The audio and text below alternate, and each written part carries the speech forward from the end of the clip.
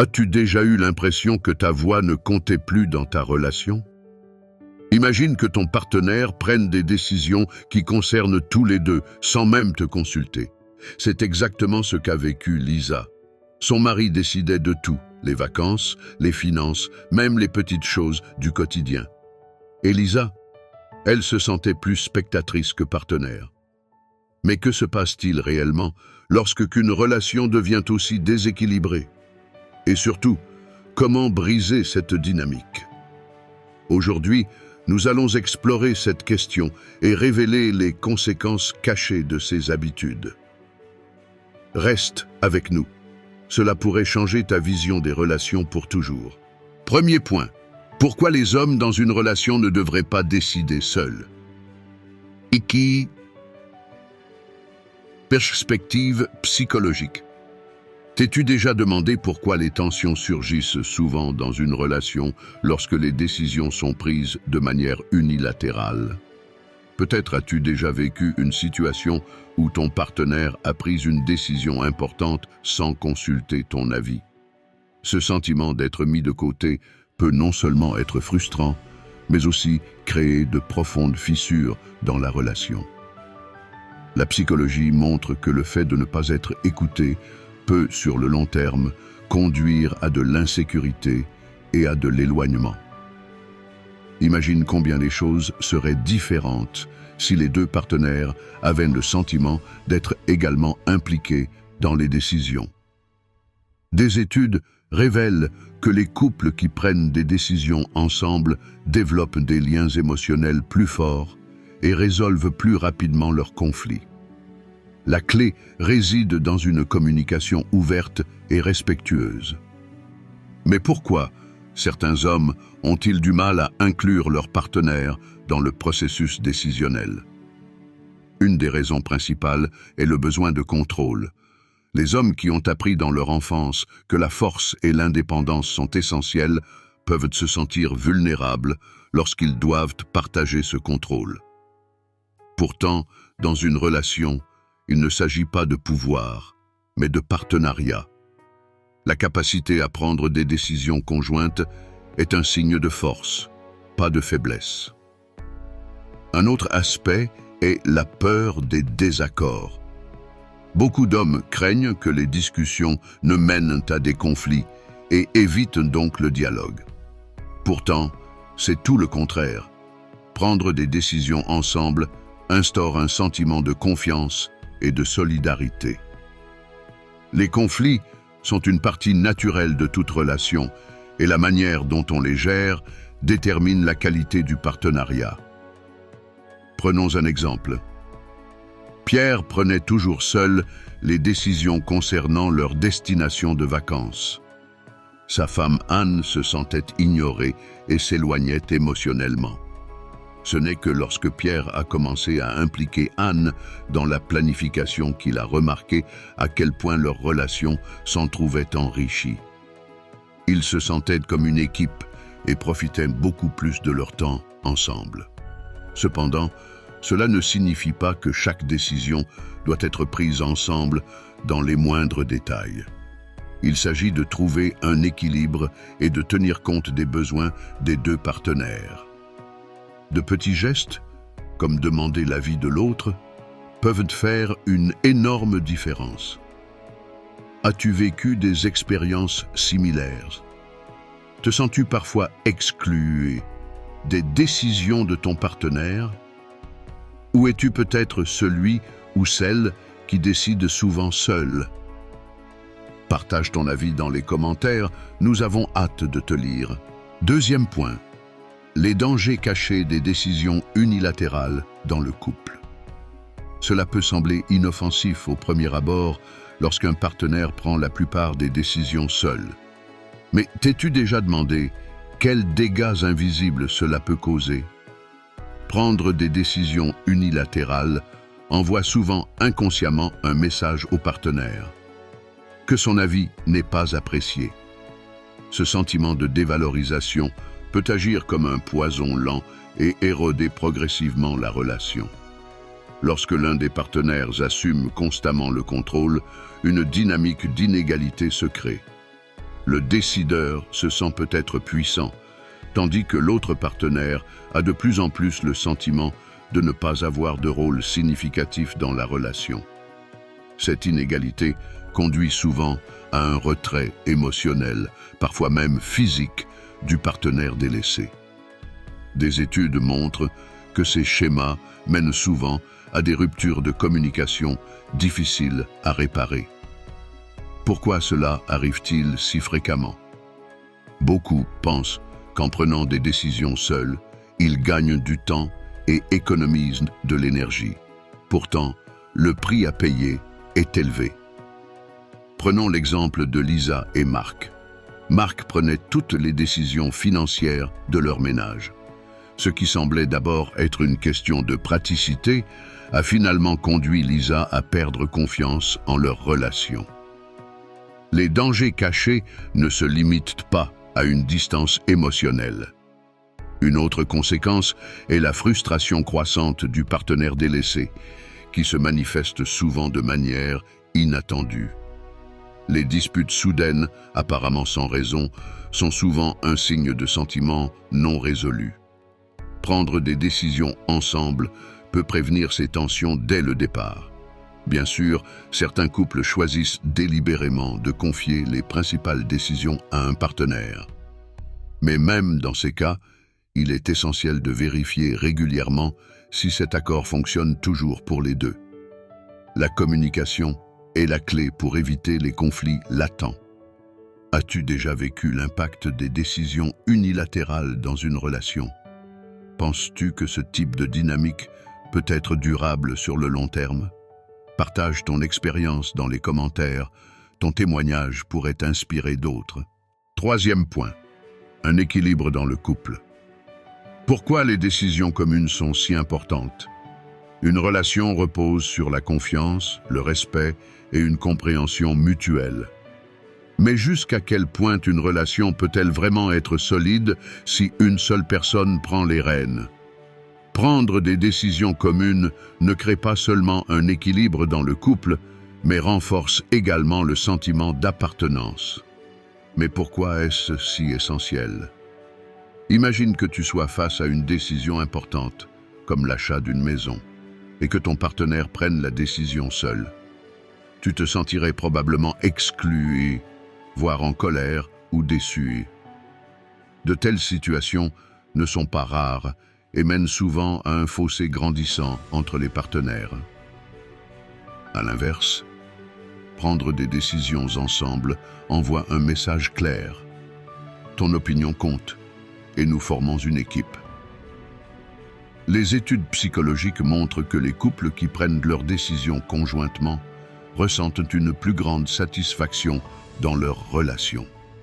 Ils se sentent respectés et soutenus, ce qui renforce leur lien émotionnel. En outre, ils apprennent à faire des compromis, une compétence précieuse pour gérer les conflits. Prenons l'exemple de Sarah et Tom.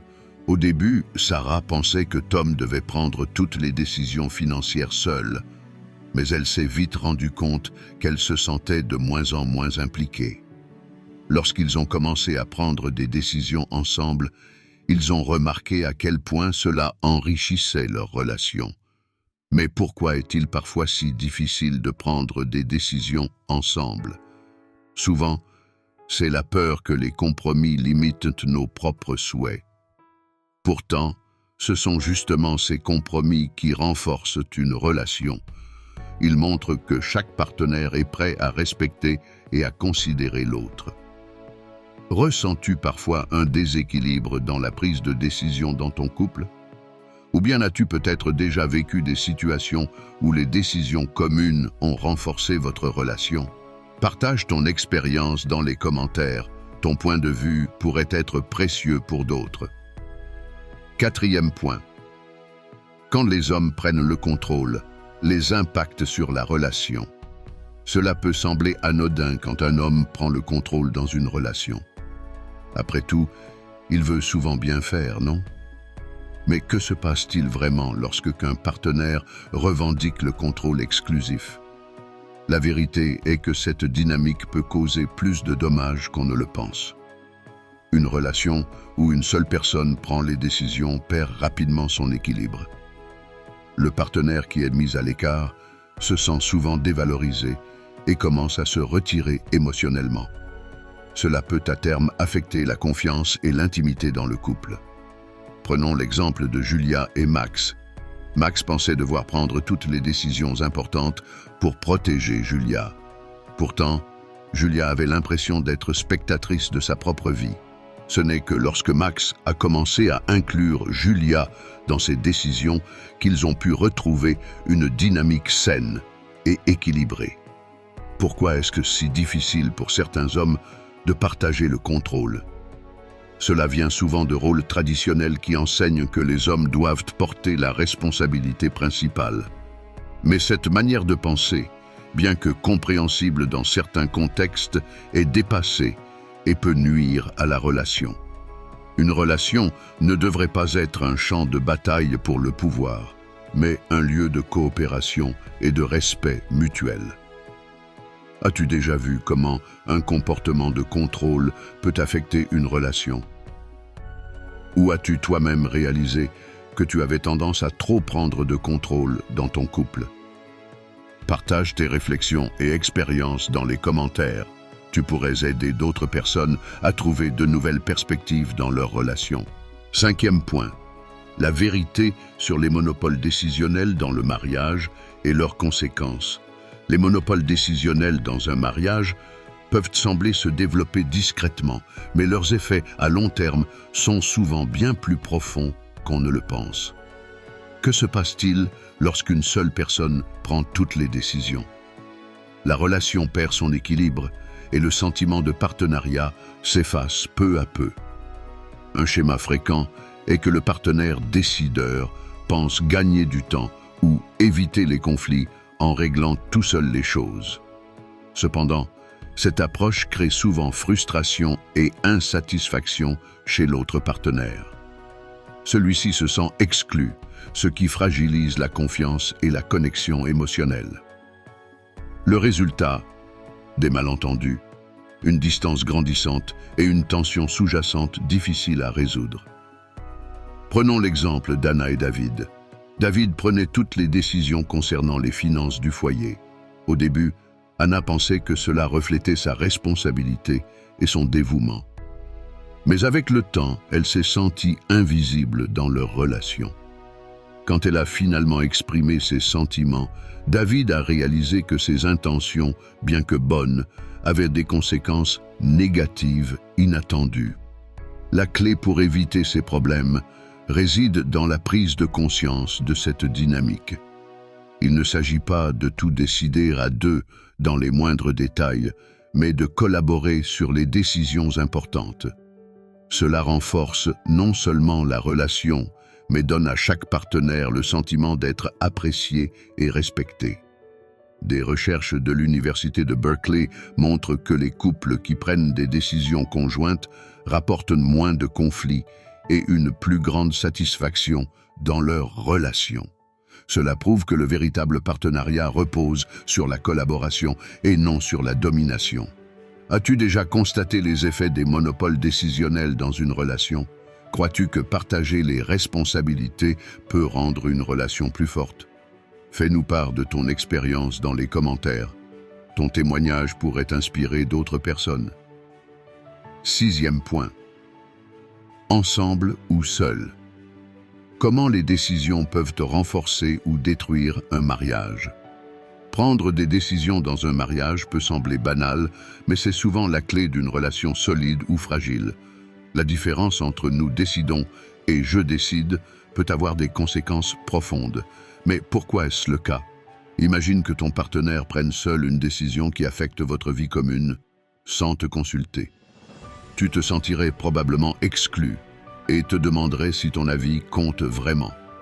De telles situations peuvent ébranler les bases d'une relation en sapant le sentiment d'égalité et de respect mutuel. Prenons l'exemple de Sophie et Lucas.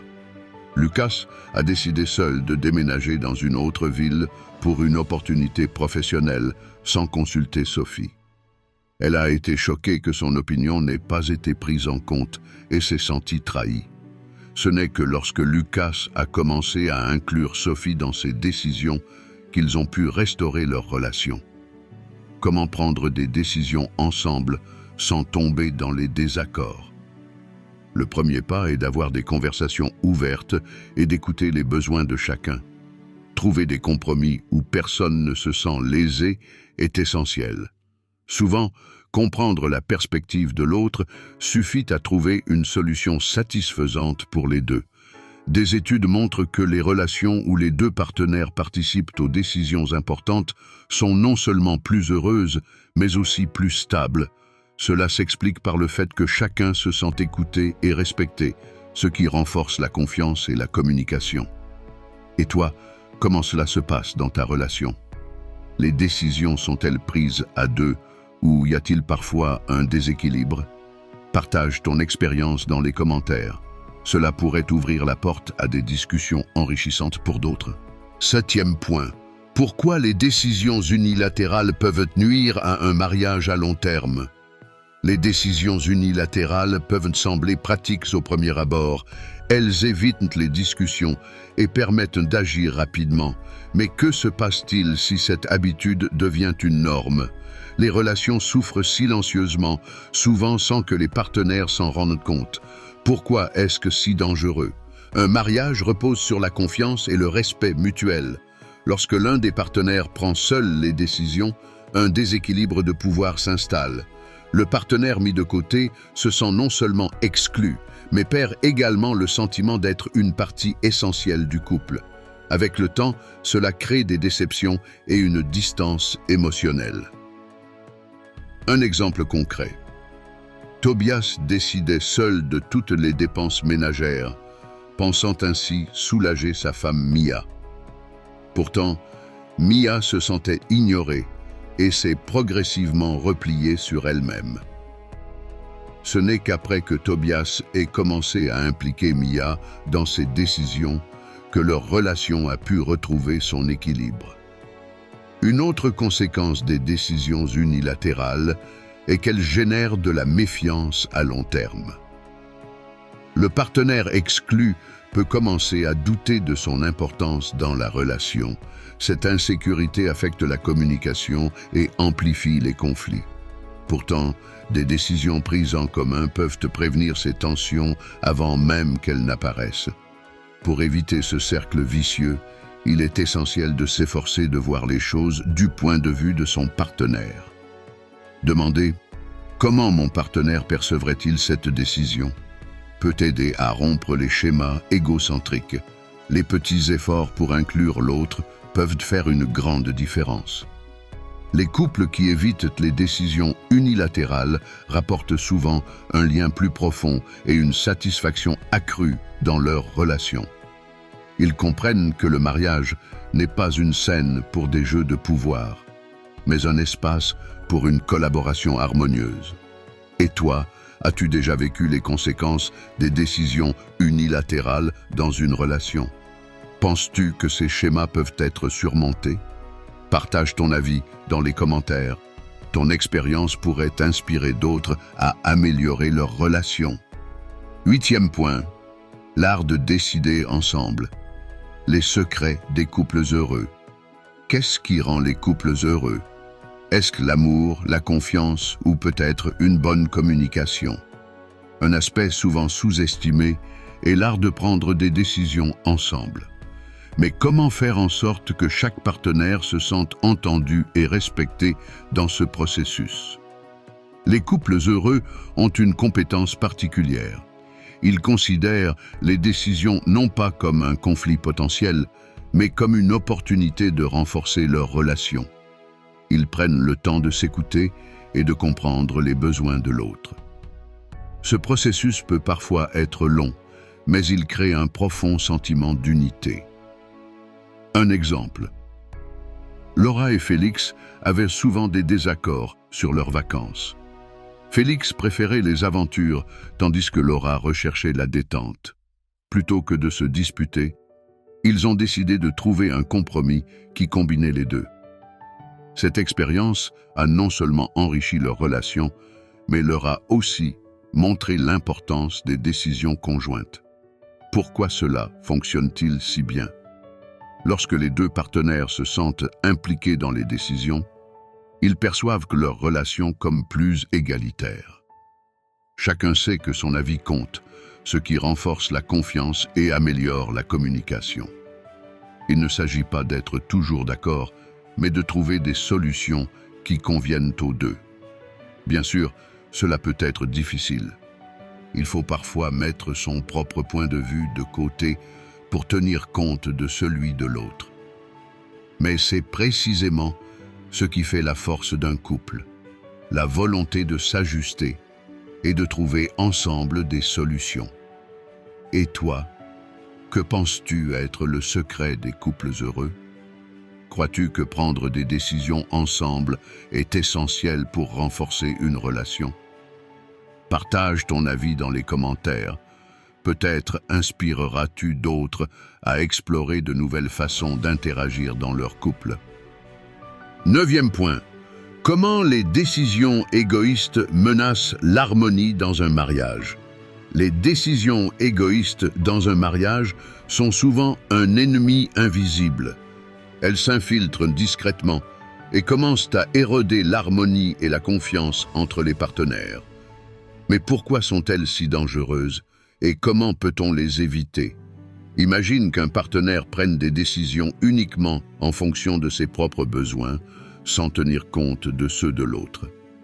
Cela peut sembler anodin au début, comme choisir un restaurant ou organiser un week-end, mais, à long terme, cela crée un sentiment de négligence et de dévalorisation chez l'autre partenaire, ce qui peut laisser des traces profondes. Un exemple concret. Marc et Léa. Marc a décidé seul de changer d'emploi pour déménager dans une autre ville sans consulter Léa. Il pensait que c'était pour le bien de leur avenir, mais Léa s'est sentie trahie et mise à l'écart. Leur relation s'est tendue, car Marc avait ignoré leur projet de vie commun. Ce n'est qu'en reconnaissant son erreur et en incluant Léa dans ses futures décisions qu'ils ont pu restaurer leur confiance mutuelle. Pourquoi de telles décisions sont-elles si fréquentes? Parfois, c'est par peur d'un désaccord ou par souci de commodité. Mais les conséquences de ces choix égoïstes sont souvent lourdes. Le partenaire délaissé se sent ignoré et finit par se replier sur lui-même, ce qui peut mener à une rupture émotionnelle. Comment éviter ces pièges? Le premier pas consiste à adopter une perspective plus empathique, se demander comment l'autre pourrait percevoir une décision avant de la prendre. Ce simple exercice peut briser les schémas égoïstes. En outre, une communication ouverte sur les besoins et attentes de chacun est essentielle pour construire une relation équilibrée. Les couples qui parviennent à éviter les décisions égoïstes rapportent souvent une relation plus harmonieuse et satisfaisante.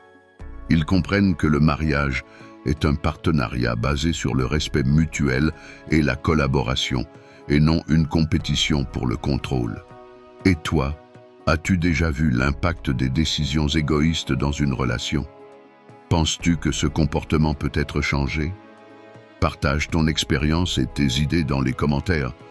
Cela pourrait aider d'autres à trouver des solutions pour préserver l'harmonie dans leur couple.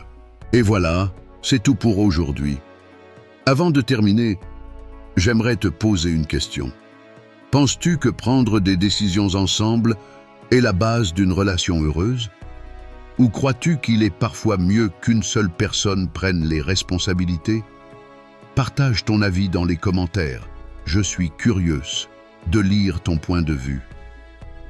Si cette vidéo t'a plu et que tu as trouvé des conseils utiles pour ta relation, n'hésite pas à mettre un like et à la partager avec quelqu'un qui pourrait en avoir besoin. Et surtout, abonne-toi à la chaîne pour ne pas manquer d'autres conseils et réflexions sur les relations et le développement personnel. Nous avançons ensemble, pas à pas. Merci d'avoir regardé et à très bientôt.